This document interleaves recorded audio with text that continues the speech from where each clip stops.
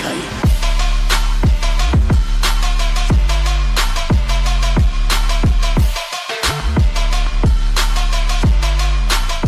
At dahil sa kaganapang ito, dito nagsisimula ang paghaharap ng Headmaster at ni Setsu laban kay Leo.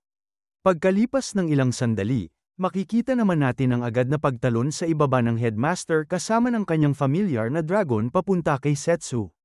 Kung saan natanong nito kung siya ba ay huli na sinagot naman ni Setsu na siya ay dumating lang sa tamang oras. May seryoso namang mukha na natanong ng Headmaster kay Leo kung ang mga kakaibang pangyayari ay kanya bang kagagawan. Na may ngiti lang na sinagot ni Leo na alam niya na ito ay kanya nang nalalaman. Kaya nasabi ng Headmaster na siya ay kanya nang binabantayan simula nang madama niya ang maruming mana sa kanya. Napatawa naman si Leo dahil dito at napasabi na ang matanda ay ang pinakamataas sa paaralang ito dahil sa ganitong rason, ngunit napasabi lang ang Headmaster na umaasa siya na ang salarin ay hindi isa sa kanilang mga estudyante. Nang bigla na lang pinakawala ng Headmaster ang kanyang napakalakas na aura. Kung saan mayroong matinding hangin ang pumalibot sa paligid, habang makikita naman natin si Setsu na napapatakip ng kanyang mata dahil sa tindi ng lakas nito. Agad namang iniangat ng Headmaster ang isa niyang kamay habang napapalibutan ng kanyang malakas na kulay dilaw na aura at nasabi nito na si Leo ay sumuko. Nang bigla naman nitong ibinaba ang kanyang kamay at kasabay nito ay ang pagbukas ng bibig ng kanyang dragon at pagpapakawala nito ng malakas na pag-atake. Kung saan agad itong bumuga ng malakas na apoy papunta sa kinaroroonan ni Leo. Dahil sa kanyang nasisilayan, napaisip naman si Setsu na ito ay may hindi kapanipaniwalang lakas.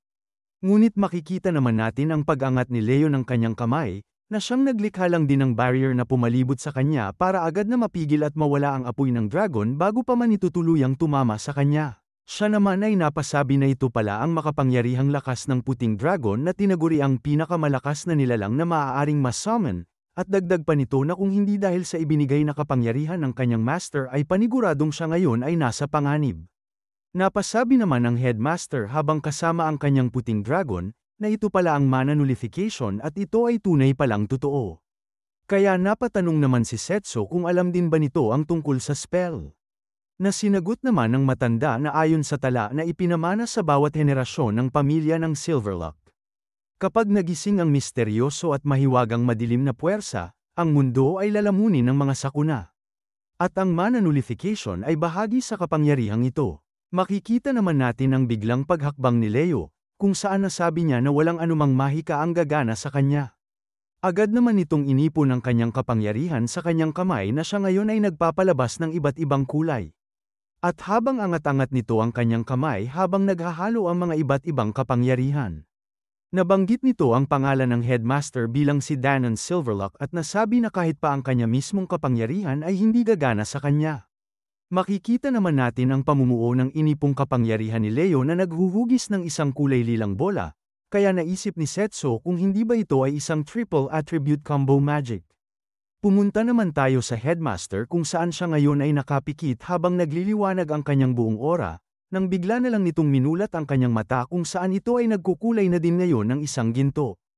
Nang bigla namang inangat ni Leo ang kanyang ngayong lumaking nagbobolang kapangyarihan papunta sa ere, na siya namang kaagad na sumabog at humiwalay sa maraming piraso. Kaya inagaw naman kaagad ng Headmaster ang atensyon ni Setsu at nagsabi sa kanya na siya ay humakbang ng 2 beses sa kanyang kanan. Nagawa namang maagaw ang atensyon ni Setsu sa kanyang nasisilayan na mga mata ngayon ng Headmaster. Subalit makikita natin ang agad na pagpapaulan ni Leo ng kanyang nagpira-pirasong kapangyarihan papunta sa Headmaster at kay Setsu. Ngunit bago pa man ito tumama ay agad na sinunod ni Setsu ang utos ng matanda kaya ito ay kanyang naiwasan. Habang makikita naman natin ang Headmaster na walang kahirap-hirap na nagagawang makailag sa pinaulan na spell ni Leo habang patuloy na sumusugod. Kaya napaisip si Leo kung paano niya nagagawang makaiwas, at kung ano ang uri ng mahika na kanyang ginagamit. Habang papalapit naman ang Headmaster sa kanya, natanong nito kung ganito na lang ba ang kanyang pagkabigla, at dagdag pa nito na huwag nitong isipin na siya lang ang nakakaalam kung paano pigilan ang mga mahika.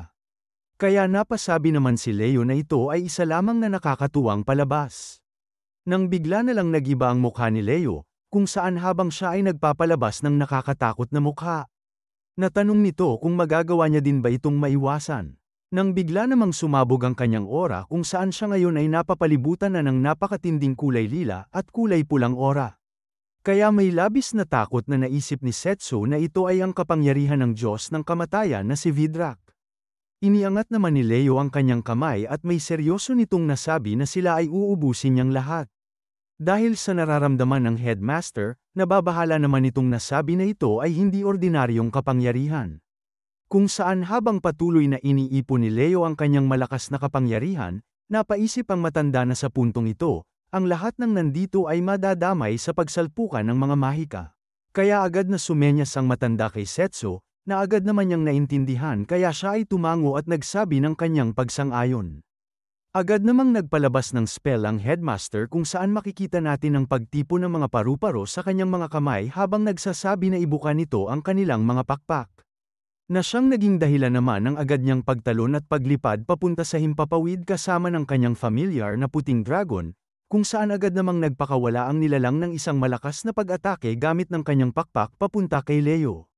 Subalit nagawa niya lang din itong mapawala habang napapaisip na ang headmaster ay desperadong lumalaban para lamang maprotektahan ang lahat. Kaya itinutok naman ito ang kanyang iniipong pag-atake papunta sa puting dragon na naghahanda din ng kanyang kapangyarihan sa himpapawid at nasabi na ito ay kanyang subukan.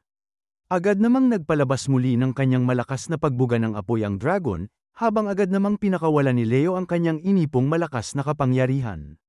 Kung saan makikita natin ang pagbabanggaan ng dalawang malalakas na pag-atake. Subalit di kalaunan ay nagawang maitulak ng kapangyarihan ni Leo ang atake ng puting dragon. Na siya namang nagpatuloy papunta sa malakas na familiar ng headmaster. Kung saan ang malakas na kapangyarihan ni Leo ay nagawa namang maabot ang puting dragon di kalaunan, at nang ito ay tuluyang tumama ay naglikha ito ng napakalaking pagsabog sa tabi ng headmaster sa himpapawid. Kaya may laking tuwa sa kanyang mukha na nasabi ni Leo kung handa na ba ang matanda para sumuko. Na agad namang sinagot ng headmaster ng oo dahil ang matandang lalaki gaya niya ay kinakailangan ng tumabi muna. Kung saan pagkatapos nito ay makikita natin ang biglang paglabas ni Setsu sa himpapawid ng tuluyang nawala ang mga usok ng pagsabog. Kaya nababahala naman at may ngiting nasabi ni Leo na mabuti ang ginawa nitong pagtago sa likod ng puting dragon para maghanda ng pag-atake. Agad naman siyang may ipinalabas na barrier at may tuwang nasabi na ang lahat ng kanilang pagsusumikap ay magiging walang saysay. Ngunit habang patuloy na nahuhulog si Setsu habang angat-angat ang kanyang kamao na ngayon ay napapalibutan ng malaking mana, nasabi nito sa kanya na sisiguraduhin niyang pagsisisihan nito ang kanyang pagiging arogante na ipinapakita ngayong gabi. Nang bigla naman itong mas binilisan ang kanyang pagkakahulog papunta kay Leo. Kung saan habang siya ay papalapit, pasigaw nitong nasabi na ang pagpili niya sa melee magic ay hindi isang kamalian at papatunayan niya ito sa kanya gamit ng isang pagsuntok na ito. Kaya may tuwa naman itong sinagot ni Leo na huwag nitong maliitin ang kapangyarihan ng kanyang master. Di kalaunan ay makikita naman natin ang pag-abot ni Setsu sa ipinalabas na barrier ni Leo sa kanyang sarili, kung saan si Leo ay napangiti na lamang. Ngunit ang ngiti nito ay bigla na lang din nagbago.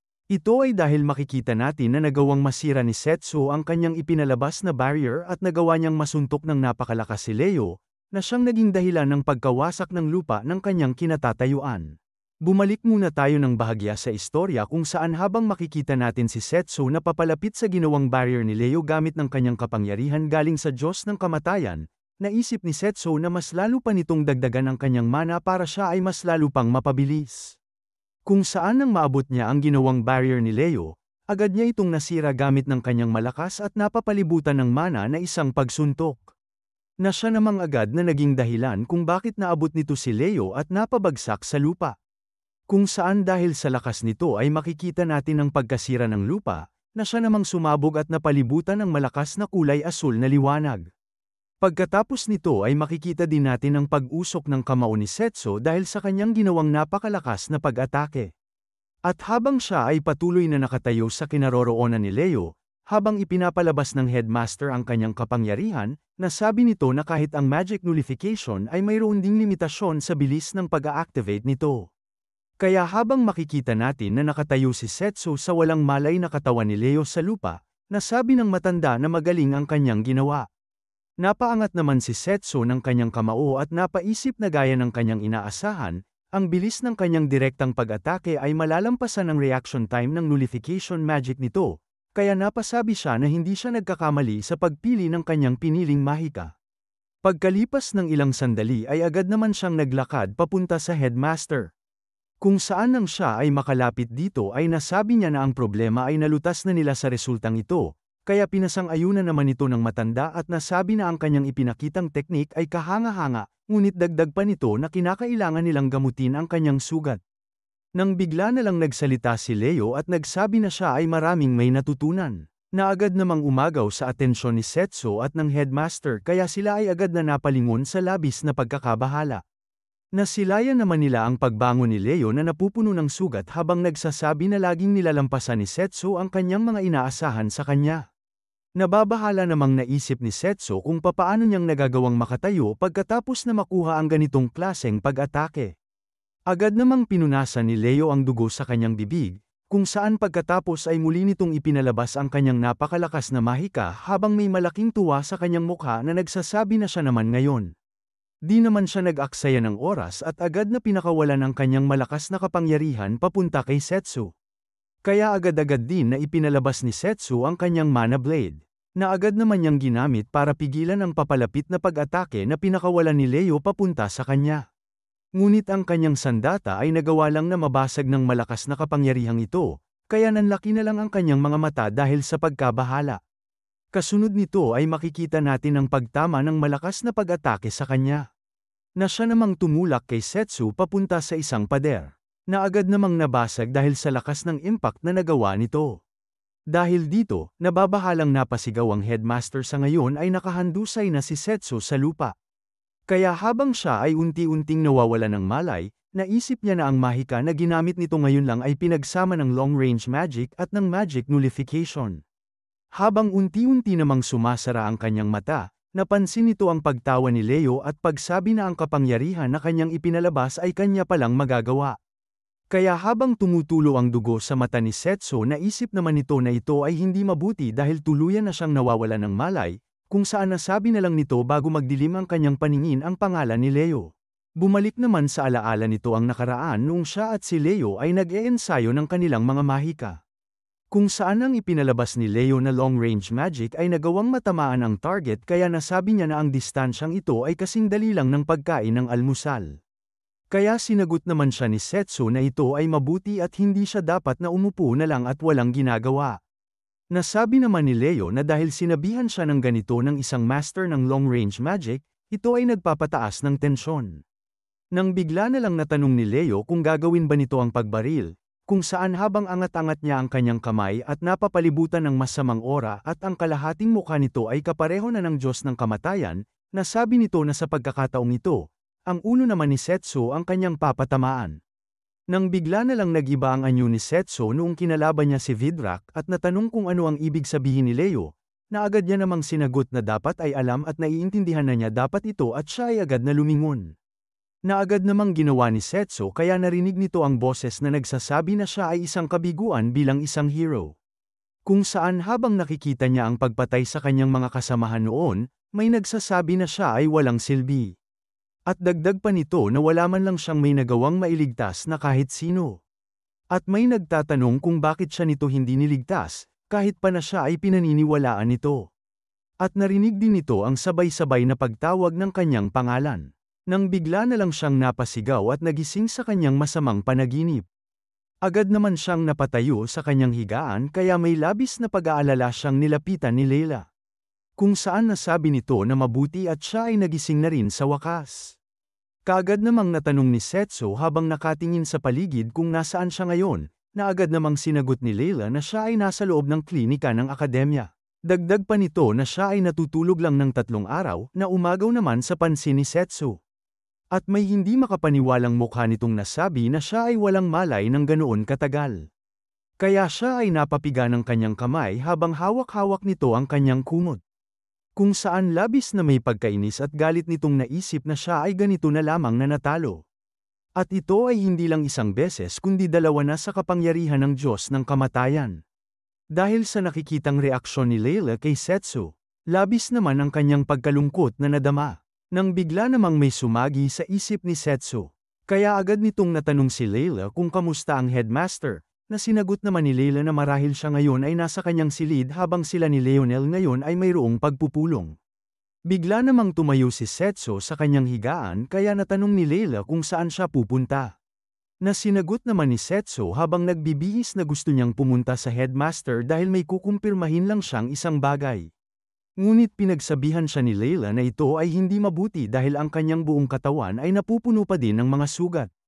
Nang bigla na lang nitong hinawakan si Layla sa kanyang balikat. At siya ay nanghingi ng kapatawaran dahil siya ay pinag-alala niya at nagsabi na siya ay hayaan niyang umalis. Na pinasang-ayunan naman ni Layla di kalaunan kaya kaagad siyang lumabas sa kwarto. Lumipat naman tayo sa isang silid, kung saan makikita natin ang headmaster habang napapalibutan ng mga punong propesor ng bawat departamento ng Mahika. At dahil sa pagtatapos ng kanilang pagpupulong, agad na ipinalakpak ng matanda ang kanyang kamay at nagsabi na siya ay umaasa sa kanilang lahat. Kaya habang naglalakad naman ang mga punong propesor, napasabi si Leonel na sila ay magiging abala simula ngayon, habang nasabi naman ni Cyrus na nakakagulat na umaasa sa kanila ngayon ang taong yun. Nang bigla namang bumukas ang pinto ng kanilang silid kung saan si Setso ay pumasok bigla. Agad naman si Setso na napasigaw ng pangalan ng headmaster, kaya may ngiti namang nasabi ng matanda na sa wakas ay nagising na din siya at ikinagagalak niyang malaman na siya ay maayos lang. Makikita naman natin ang pagtitig ng kakaiba ni Cyrus kay Setso habang sila ay naglalakad paalis. Habang agad namang hinawakan ni Leonel si Setso sa kanyang balikat at nasabi na mukhang siya ay natalo ng lubos. Dagdag pa nitong nasabi na sila ay muling mag-usap mamaya, at mukhang si Layla at Drago ay labis na nag-alala sa kanya. Pagkatapos ay makikita naman natin ang pag-angat ni Leonel ng kanyang kamay habang palabas sa silid ng headmaster. Di kalaunan, si Setso ay kaagad namang yumuko sa harap ng matanda. Kung saan siya ay agad na nanghingi ng kapatawaran dahil sa kanyang kabiguan. Nasabi naman nito kung pwede ba nitong sabihin sa kanya kung ano ang nangyari pagkatapos niyang mawala ng malay. Nang bigla na lang muling sumakit ang kanyang mga sugat sa kanyang katawan. Kaya napasabi naman ng matanda na huwag siyang masyadong ma-excite dahil siya ay napupuno pa din ng sugat. Ipinaliwanag naman ng headmaster ang mga pangyayari pagkatapos nitong mawala ng malay. Noong siya at si Leo na lang ang natitirang magkaharap, bigla na lang si Leo na napatingala, at nasabi nito na gusto niya mang tapusin sila ngayon subalit hindi niya ito magagawa dahil sobra na ang nagamit niyang mana sa ngayong araw. Nang bigla namang mayroong isang portal na sumulpot sa kanyang tabi kaya may tuwa nitong nasabi na ang kanilang laban ay naging masaya. Agad naman siyang yumuko at nagsabi sa headmaster na siya ay aalis na at sila ay magkikitang muli sa hinaharap. May pagkainis namang napaisip ang headmaster na ayaw niyang hayaan na makatakas si Leo. Subalit habang paalis si Leo dahil sa pagpasok nito sa portal, napansin niya na lampas sa portal na iyon ay may bagay na hindi pa niya nakikita kaya kinakailangan muna nitong ihanda ang kanyang lakas. Kaya habang patuloy na magkaharap ang headmaster at si Setso sa kasalukuyan, nasabi na lang ni Setso na ito ay kanyang nakikita. Napasabi naman siya habang nag-iisip na ang mata sa loob ng portal at ang bagay na hindi pa nila nalalaman. Nang bigla namang napatanong ang matanda kung may alam ba siya tungkol dito, na bigla namang umagaw sa atensyon ni Setso. Kaya muling tinawag ng headmaster si Setso, at may seryosong mukha nitong nasabi na gusto niya na sabihin ito sa kanya ang kanyang tunay na nalalaman.